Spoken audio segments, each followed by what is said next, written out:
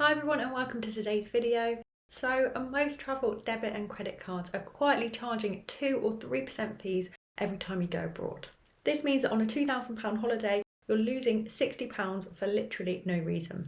So in this video, I'm going to show you the best UK travel cards for 2026. So you can spend without fees and in some cases even earn money back. Before we get into the video, please take a second to give it a like. Thank you for the like. And if you do want to see more videos like this, then be sure to subscribe. You can subscribe somewhere down here to subscribe to the channel now. If you're traveling this year, holidays, city breaks, or spending in another currency, having the right card makes a huge difference. These days, the best travel cards don't just save you money, but they give you better exchange rates and you can also get some cash back on top as well. Before I show you the cards, here's what actually matters, and this is where most people go wrong. Number one is foreign transaction fees. This is the big one because most UK cards charge between 2 and 3% interest when you're spending abroad, and this adds up quickly. Number two is exchange rates. You want MasterCard or Visa rates, not marked up bank rates because those are usually worse. Number three is ATM fees abroad. Some cards are great for spending, but they charge extra for cash withdrawals. And number four is any extra perks. Things like cashback or rewards are not essential, but they can be a nice bonus. So these are the things that I'm looking at when I'm considering travel cards, and if a card ticks all these boxes, then it's usually a great card. First, I'll tell you about my top pick for the best travel credit card, and be sure to keep watching because later in the video, I'll tell you about the card that I personally use for my travel spending. First of all, the best all-rounder travel credit card. My choice is the Barclaycard Rewards card. This is one of the easiest travel credit cards to recommend right now because you get 0% foreign transaction fees, 0% fees on spending abroad, and 0.25% cashback on everything. This is actually quite rare because most travel credit cards don't give you any rewards at all. It's also a Visa, so it's widely accepted pretty much everywhere, and you get really competitive exchange rates when you're spending abroad. The main downside with this one is that the APR is quite high.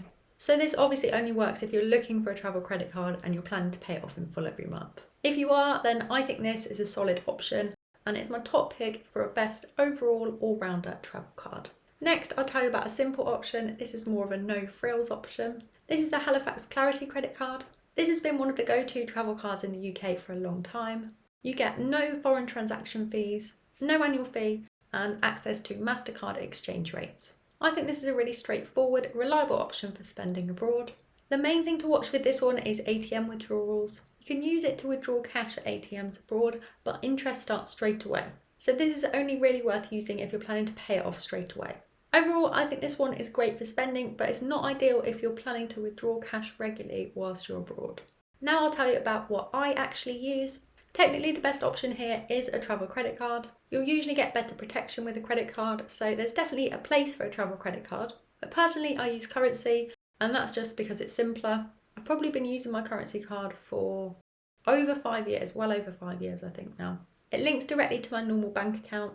I don't have to think about repayments, and then I can see exactly what I'm spending whilst I'm away. It's not the absolute best on paper, but it's just what I stick to. If you're confident with credit cards and you'll pay it off in full and you want to get the maximum benefits, then those two travel credit cards that I mentioned earlier are probably better.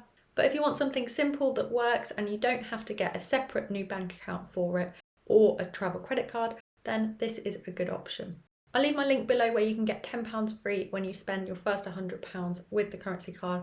If you want to open it anyway, then you can click that link. This video is not affiliated anyway with the Currency, just the card that I like to use. So as I mentioned, the main things about this one are that it links to your existing bank account, so you don't have to get a new card or move money around like you have to do with some travel debit cards and spending cards. It uses the MasterCard exchange rate, which is usually pretty competitive. If you have the free card like I do, then there's a small foreign exchange fee on transactions, which is 0.5%. If you move to one of the paid plans, then there's no fee, so you can get rid of that fee if you pay a little bit every month. You can withdraw cash whilst you're abroad. There's a free allowance each month, and then after that there's a small fee. There are other options out there as well, like Monzo and Chase, and those are also really good options. So I do like those too, and I do use Chase as well, but I guess just my default setting, my default card that I use is my Currency one. The main difference between Currency and those as well is that those are full bank accounts, whereas this one just links to your existing bank account, so that might appeal to some of you as well. So this isn't the absolute cheapest option, but I think it is a good option. It's one that I use, so I wanted to tell you about it. There are lots of other options out there as well, so if these don't appeal to you, then you can check out some of the other ones. One quick thing, try not to rely on one card whilst you're travelling. I always aim to have one main spending card and then one backup. And if you need cash, then a debit card is usually better than a credit card because you won't get hit with interest. So perhaps it's a good idea to have a travel credit card if you want to get rewards and the protections that come with a credit card, and also have a debit card for ATM withdrawals and just for everyday spending. And if you need to withdraw cash, then it's good to have a travel debit card because travel credit cards can often charge you, or they will start charging interest as soon as you withdraw. And a couple of quick tips that will save you money on your travels instantly. The first one is to always pay in your local currency. So sometimes when you're abroad, you get the option to spend in pounds or the local currency. So always choose the local currency. And number two, maybe not a surprise, but it's always best to avoid the airport exchanges if you can. They don't tend to offer the best rates. So overall, if you want to keep it simple, I think the best setup is a good travel credit card or a good travel debit card, and also a backup as well.